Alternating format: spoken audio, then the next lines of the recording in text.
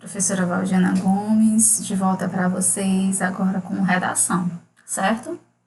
Nossa aula passada de redação eu deixei no finalzinho as indicações, espero que vocês tenham tido tempo de fazer com calma, tá bom? E antes, de começar a nossa aula propriamente dita, os nossos registros formais da nossa agenda, vamos fazer a nossa acolhida, tá certo? Lembrando sempre que esse é o princípio maior da nossa escola mesmo, da nossa escola vicentina, que é de favorecer a reflexão desses valores, tá certo? E vamos pensar numa palavra de fé, uma palavra boa, uma palavra que imita otimismo, para esse momento tão difícil que nós estamos passando, tá bom? Mas como professores, alunos vicentinos que somos, nós vamos passar essa fé para todas as pessoas que nos rodeiam, tá certo? Então, a palavra de hoje é gratidão, a palavra de hoje é de agradecer realmente a Deus pelo dom da nossa vida. Então, agradecer pela sua família, pelos seus amigos e por tudo que Deus ainda vai realizar na sua vida, tá certo? Então, que bom, Então, vamos começar mais uma videoaula, uma aula remota. E eu fico feliz com a devolutiva de vocês. Muitos de vocês me perguntaram, no WhatsApp, tiraram dúvidas. E essa é realmente a proposta das nossas aulas remotas, que a gente possa ter esse contato. É o ideal? Não, o bom mesmo é que nós estivéssemos na nossa escola, vivenciando a nossa rotina. Mas no momento não é possível, mas a gente está garantindo, que essa comunicação entre nós aconteça, tá certo? Aí nós vamos aí para a indicação da nossa agenda. Nós temos aí a correção do livro de redação, abra comigo, na página 78 a 83, tá certo? E no finalzinho da aula passada, nós fizemos um momento em que a gente explicava essa relação da denotação e da conotação, tão importante para os conhecimentos de vocês, tá certo? Olha aí embaixo tem um quadrinho, uma legenda, que também auxilia para o entendimento das possíveis dúvidas. Acompanha comigo a leitura na página 78. Diz assim: quando uma palavra ou expressão empregada em um texto apresenta em sua maioria um sentido dicionarizado ou literal, no sentido que ela está no sentido denotativo e por isso recebe o nome de denotação. Ou seja, aquelas palavras realmente em estado de dicionário mesmo, que o significado está ali, tá certo? É aquele que vai ser aplicado. Quando uma palavra apresenta diferentes possibilidades de sentidos, dependente do contexto de uso, ela está sendo empregada no sentido denotativo. E este recebe o nome de conotação, tá certo? Ou seja, de novo, o contexto de uso empregado no sentido conotativo, tá certo? Vai receber o nome de conotação, tá bom? Então, vamos aí comigo, com seu livro, na página 78. Lembrando para você, que você já deve ter feito aí, aproveita esse tempinho, faz aí sua agenda para não ficar nada atrasado. Ao retornarmos, vamos dar um ok nessa agenda, nessa organização. Vou avaliar essa organização de vocês também, tá certo? A língua, ela é muito dinâmica. Nossa língua portuguesa, ela é muito dinâmica. E com isso, as palavras elas podem adquirir diferentes significados, sentidos. Nós já falamos isso várias e várias vezes nas nossas aulas. Vai depender de quê, professora? Vai depender do contexto em que elas são empregadas. Então, você precisa pensar bem no que dizer, como dizer e que palavra escolher para poder dizer melhor, de forma coerente, certo? Aí a primeira questão, ela diz o seguinte: observe novamente o plano visual pêndulo da página 70 e veja a seguir as definições de pêndulo em um verbete de dicionário. Aí ele diz, ele faz a leitura. Aí o item A: quantos sentidos são apresentados no verbete para a palavra pêndulo? Como você identificou essa informação? Aí é muito simples.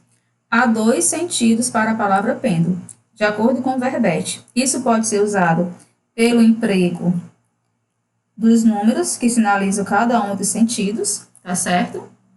B. Com qual desses sentidos a palavra pêndulo foi empregada no poema da página 70?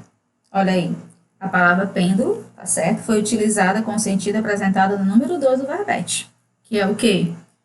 Peso que está suspenso por um fio e se movimenta de um lado para o outro, conforme a indicação da figura, tá bom? Segunda, leia um trecho da letra da canção Chique Chique.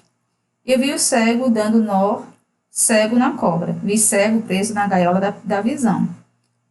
Tom Zé, né? Com defeito de fabricação, 1998, disponível em www Letras, Música. Acesse em 5 de junho de 2017. Eu sempre digo, né, para vocês em cada aula, que todas as vezes que a gente fizer a leitura de um texto, a gente tem que dizer o autor e a fonte, né? Certo? Aí, com quais sentidos as palavras em destaque elas foram empregadas? Aí a gente vai para o sentido delas.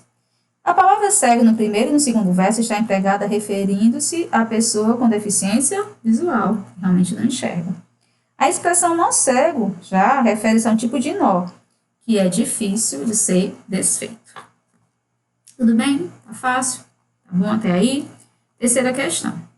Observe os trechos da letra de canção, a seguir, explorando os diferentes sentidos da palavra guerra. Olha aí. Né? Ó meu bem, serei seu guia na terra. Na guerra ou no sossego, sua beleza é o cais. Né? Então, Boa Noite, Djavan ao vivo, Som Music 1999. B. Desejo o fim da guerra, cantado pela paz. Meu Mundo, Seu Mar, Meu Nome, 2009. Disponível em www Letras, Música. Acesse em 18 de maio de 2017. Identifique em qual trecho a palavra guerra foi usada com sentido conotativo, em qual ela foi usada com sentido denotativo. Após identificar, a questão pede para que você explique. Aí você vai dizer: no trecho A, a palavra guerra ela é conotativa, pois se refere a uma situação turbulenta, de conflito. No trecho B, refere-se aos conflitos bélicos, portanto, apresenta o sentido literal, ou seja, denotativo. Certo? Quarta questão. Leia os provérbios a seguir. Roupa suja se lava em casa. Origem popular. De grão em grão, a galinha enche o papo. Também de origem popular. Os provérbios têm sentido conotativo. O que eles expressam? Aí você vai explicar, né, baseado nos ensinamentos anteriores.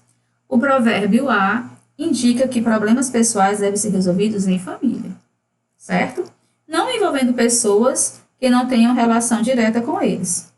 O provérbio B indica que aos poucos é possível atingir um objetivo, tendo calma, paciência, né, resiliência.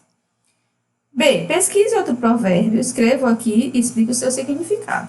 Aí você vai, espero que você tenha feito o seu, tá bom? Quinta, leia as manchetes a seguir e marque denotativo ou conotativo para o sentido das palavras em destaque. Aí nós temos, no item A, fome oculta põe saúde de crianças em perigo. Então, nós temos aí o que? Sentido conotativo. Item B, cágado é resgatado e põe ovos em piquete de acampamento do Rio Grande do Sul. Então, nós temos aí sentido denotativo. C. Suspeito de incendiar viaturas em Itapema são apreendidos pela polícia militar. Então, nós temos aí um sentido denotativo. Se escolhido, nosso samba vai incendiar o Anhembi, diz compositor da Dragões. Né? Então, nós temos aí o sentido conotativo. Aí nós perguntamos, qual é o sentido de cada uma dessas palavras? A. Deixa, coloca, é o que você escolher. B. Desova, bota. C. Atear, fogo. E D quer dizer incendiar, agitar. Né? Sexta questão. As palavras do quadro a seguir podem ser empregadas em sentido denotativo ou conotativo, de acordo com o contexto. Reúna-se com um colega e crie duas frases empregando-as nesses sentidos. Então, você vai fazer aí, com as palavras indicadas, né? Sol, mar, pedra. É uma atividade simples, né? De criação de frase. Você fica à vontade para usar da sua criatividade, dos seus ensinamentos aprendidos com os dois sentidos, tá bom? Sétima questão. Observe os pares de fotografias a seguir. Para cada par, você deverá criar uma frase empregando as palavras em sentido conotativo. Também é pessoal, né? Não gostaria, eu vou comentar, mas eu gostaria mesmo que você fizesse as suas. Mas para sugestão, professora, para eu ter certeza. Por exemplo, aí no primeiro quadro a gente tem um menino com um sorvete e do lado nós temos uma formiga. Aí a gente pode dizer que o menino é uma formiga, O menino gosta de doce igual uma formiga, né? Você vai pegar os dois. Aí a gente tem uma menina pensativa e do lado nós temos as nuvens. Aí você pode dizer que a menina está com a cabeça nas nuvens, né? Nós temos aí a foto de uma partida de futebol, ou de um goleiro, né? Aparentemente não consegue agarrar a bola, não evitando assim o gol. Aí a gente pode dizer que o goleiro, ele é frangueiro, né? Na oitava questão, pede para que você leia a tirinha com o personagem Armandinho. Na tirinha, que palavra Armandinho emprega no sentido conotativo? Aí você vai ter a palavra abraçou. Qual é o sentido denotativo dessa palavra? Com que sentido conotativo, ela foi empregada na tirinha? Abraçar, em sentido denotativo, significa envolver alguém com os braços. Ela foi empregada com sentido de bater, colidir com o poste, né? Se na tirinha Armandinho tivesse usado uma expressão denotativa, o efeito sobre o leitor seria o mesmo? Não, né? Pois o emprego da palavra em sentido conotativo é que justamente contribui para o humor da tirinha. Entendido? Nona questão. Identifique as palavras ou expressões que estão sendo utilizadas no sentido conotativo nas frases a seguir e depois explique-as. É importante que você entenda o que o enunciado de cada questão está pedindo, para que você não faça de maneira incompleta, tá certo? Aí vamos lá. A literatura permite-nos viajar. A palavra conotativa, né, é muito clara, é viajar. Ela é empregada no sentido de quê? De imaginar. Você é a luz da minha vida. A palavra conotativa é luz, razão, motivo, né? Foi empregada nesse sentido. A alta nos juros atropela o sonho das pessoas. A palavra conotativa é atropela. Ela foi empregada no sentido de quê? De interromper, não realizar, né? Exercícios físicos detonam músculos quando mal praticados. A palavra denotativa é detono, tá certo? Ela foi empregada com sentido de prejudicar. Aí a 10ª questão, né, aí da página 83, a gente diz o quê? Expressões idiomáticas. Que é isso, professora? São as expressões que não podem ser interpretadas de forma literal. O sentido que ela assume depende do contexto em que elas são utilizadas. As imagens a seguir são a representação, elas dão uma ideia, tá certo, de algumas expressões idiomáticas. Identifique que expressões são essas e o sentido com que elas estão empregadas no dia a dia. É muito importante agora que você dê bastante atenção aí na página 83 nas imagens. Olha aí, nós temos uma menina com a menção de engolir sapos. Então, engolir sapo significa que a pessoa precisa se calar diante de algumas situações, mesmo que ela não concorde, né? Aí nós temos aqui a imagem de um menino, né, de costas, com uma pulga atrás da orelha. Isso significa o quê? Significa que a pessoa está incomodada com alguma coisa, né? Desconfiada, né? Nós temos outra imagem bem engraçada de um menino tentando não pisar em ovos, né? Tendo cuidado, ou seja, pisar em ovos significa fazer algo com muito cuidado. E por último, nós temos um aquário, né, e um peixe fora, ou seja, um peixe fora d'água, que significa que a pessoa não está se sentindo à vontade no lugar em que está, não é verdade? Aí na próxima aula a gente pede aí para vocês, né, para que vocês façam esse poema visual proposto aí na página 84 e 85, tá certo? A seu critério. E eu gostaria que vocês postassem, né, depois de feito, na nossa plataforma, tá certo? Classroom, tá bom? Para melhor interação entre nós. Então, a nossa aula por hoje é só. Espero que vocês tenham acompanhado. A correção, ela tem esse objetivo mesmo, de tirar dúvidas de vocês.